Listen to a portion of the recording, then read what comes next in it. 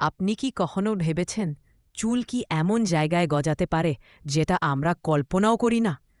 আমাদের মাথায় চুল গজায় এটা তো সবাই জানে, কিন্তু শরীরের অন্য অংশে কি হয়? বিষয়টা একটু অদ্ভুত শোনালেও আমি কিন্তু বেশ কৌতূহলী হয়ে পড়েছি। এই বিষয়ে খোঁজাখুঁজি করতে গিয়ে বেশ কিছু আশ্চর্য তথ্য পেয়েছি। একটা সাধারণ ভুল ধারণা হল চুল কেবল মাথাতেই গজায়, কিন্তু ব্যাপারটা ঠিক তা নয়।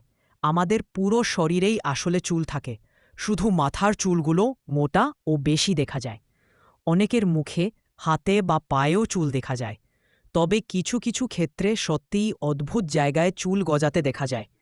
উদাহরণস্বরূপ, আপনি কি কখনো হাইপারট্রাইকোসিস নামের একটি রোগ সম্পর্কে শুনেছেন? এটা এক ধরনের বিরল শারীরিক অবস্থা যেখানে মানুষের শরীর জুড়ে অতিরিক্ত চুল গজায়।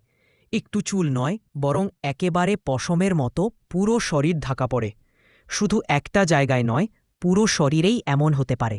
আরেকটা ভুল ধারণা হল চুল নাকি শুধুই সৌন্দর্য জন্য, কিন্তু চুল আমাদের শরীরের এক গুরুত্বপূর্ণ অঙ্গ।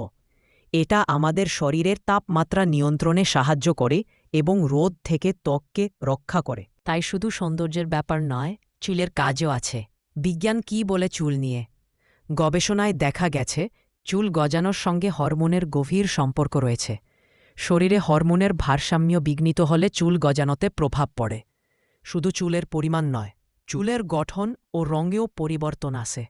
কিছু কিছু সংস্কৃতিতে চুলকে আধ্যাত্মিকতার প্রতীক হিসেবে দেখা হয়, যেমন হিন্দু ধর্মে চুলকে আত্মিক উন্নতির প্রতীক বলা হয়। আবার কিছু আফ্রিকান সংস্কৃতিতে চুল ক্ষমতা ও সামাজিক মর্যাদার প্রতীক হিসেবে গণ্য হয়। তাই চুল শুধু বাহ্যিক সৌন্দর্য নয়, সংস্কৃতির দৃষ্টিতেও গুরুত্বপূর্ণ। তবে একটা গুরুত্বপূর্ণ ব্যাপার হল চুল আমাদের স্বাস্থ্য সমস্যার ইঙ্গিতও দিতে পারে। যেমন হঠাৎ চুল পড়ে যাওয়া অনেক সময় হরমোনের সমস্যা বা গুরুতর অসুস্থতার লক্ষণ হতে পারে। তাই শুধু রূপচর্চা নয়, চুল আমাদের শরীরের অভ্যন্তরীণ অবস্থা সম্পর্কেও কিছু জানায়। আর একদম অদ্ভুত ব্যাপারও আছে।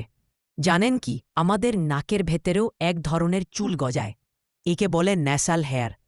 আর এর কাজ হল ধুলোবালি আর ক্ষতিকর কণা ছেঁকে ফেলা। একরকম নিজের মতো একটা এয়ার ফিল্টার বলেই ধরুন।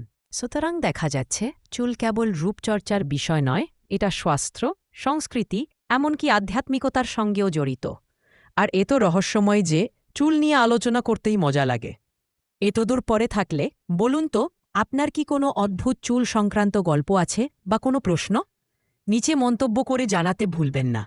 আর এমন অদ্ভুত বিজ্ঞান নিয়ে আরও ভিডিও দেখতে চাইলে আমার চামড়ার অদ্ভুত বিজ্ঞান ভিডিওটা দেখে ফেলুন। ধন্যবাদ দেখার জন্য।